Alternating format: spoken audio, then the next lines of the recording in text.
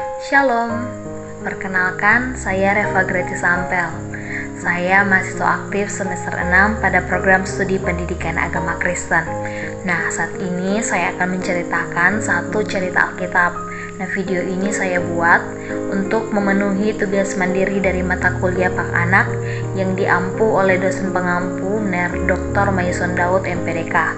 Nah, pada kesempatan kali ini saya akan bercerita tentang perumpamaan yang diceritakan langsung oleh Tuhan Yesus yang berjudul Perumpamaan tentang Anaknya yang Hilang. Nah, cerita ini diambil dalam kitab Lukas 15 ayat 11 sampai ayat yang ke-32. Nah, Tuhan Yesus dalam perumpamaannya bercerita, ada seorang yang mempunyai dua anak laki-laki, anaknya yang sulung dan anaknya yang bungsu. Nah, pada suatu ketika anak yang bungsu ini berkata kepada ayahnya, "Bapa, berikanlah kepadaku apa yang menjadi harta bagianku." Lalu ayahnya membagi-bagikan harta milik mereka kepada anaknya yang si bungsu dan kepada anaknya yang sulung. Nah, beberapa hari kemudian anak yang bungsu ini menjual seluruh harta milik bagiannya dan pergi ke negeri yang jauh. Nah, di negeri yang jauh itu ia hidup berfoya-foya. Ia hidup untuk menghabiskan harta miliknya. Nah, beberapa saat kemudian timbullah bencana kelaparan di dalam negeri itu dan ia pun mulai hidup melarat.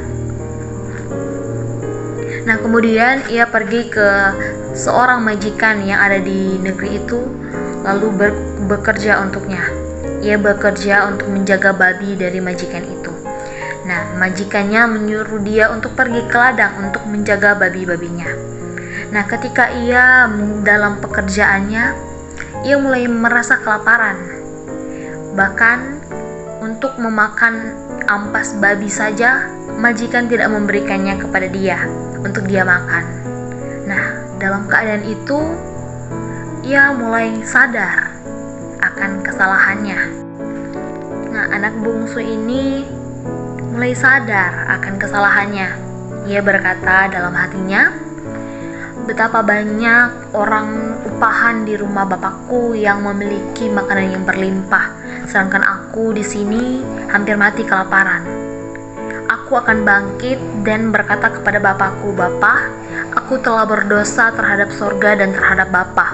Aku tidak layak lagi disebutkan anak Bapa.' Lalu ia pun bangkit dan pergi ke rumah ayahnya. Nah, ketika ia masih jauh, ayahnya telah melihat dia. Lalu hati ayahnya tergerak oleh rasa belas kasihan. Ayahnya pun lari, memeluk dan mencium dia. Lalu kata anaknya ini kepada ayahnya, "Bapa, aku telah berdosa terhadap sorga dan terhadap Bapa. Aku tidak layak lagi disebutkan sebagai anak Bapa." Tetapi ayahnya itu berkata kepada hamba-hambanya, "Lekaslah bawa kemari pakaian yang terbaik, kenakanlah itu kepadanya, kenakanlah cincin pada jarinya dan pakaikanlah sepatu pada kakinya. Lalu ambillah anak lembu tambun itu, sembelilah dia, marilah kita makan bersama, mari kita bersukacita, sebab anakku yang telah mati telah hidup kembali, ia telah hilang dan telah didapatkan kembali." Akan tetapi anak yang sulung tidak berada di rumah ketika adiknya kembali. Ia berada di ladang. Nah, ketika anak yang sulung ini kembali dari ladang, ia mendengar suara seruling, nyanyian, dan tari-tarian. Lalu ia memanggil salah seorang hamba yang bekerja kepada ayahnya.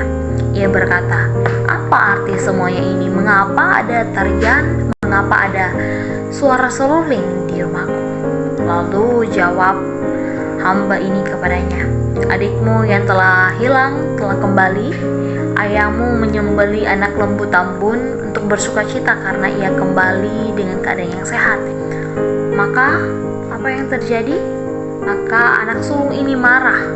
Ia tidak mau masuk rumahnya. Ia memilih menunggu di luar. Lalu ayahnya keluar untuk berbicara dengan dia.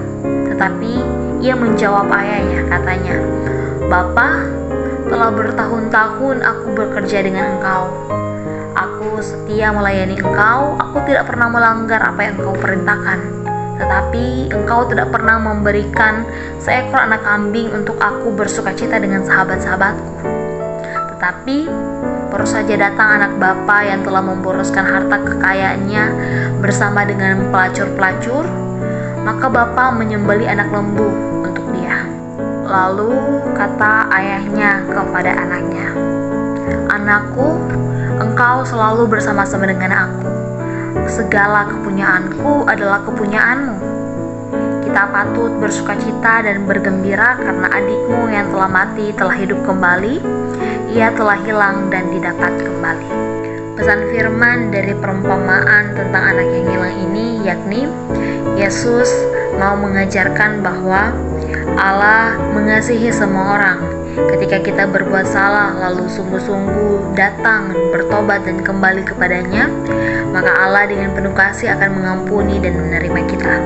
Karena itu, marilah kita mau mengakui segala kesalahan kita, bertobat, hidup kudus, dan tetap dekat dengan Tuhan.